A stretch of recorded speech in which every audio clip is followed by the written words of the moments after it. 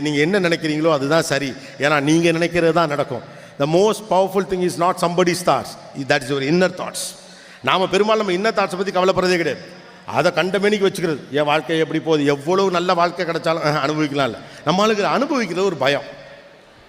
அதான் நான் சொன்னேன், நம்ம வாழாமல் வாழுவதற்கு பேர் வாழ்க்கை என்று ஒன்று வச்சுருக்கோம். ஆனால் பயங்கரமான தத்துவங்கள்லாம் வச்சுருக்கோம். நமக்கு வாழ்க்கையை பற்றி ஏகப்பட்ட கற்பிதங்கள்லாம் உண்டு. தினந்தோறும் காலையில் வாட்ஸ்அப்பில் வாழ்க்கைனா என்னென்னு தெரியுமான்னு ஒரு தத்துவம் வந்தால் அது ரோசாப்பூ படம் போட்டு லைக்கு போட்டு அனுப்புறது. ஆனால் வாழ்க்கைனா என்ன நம்ம புரிஞ்சுக்கிறதே கிடையாது.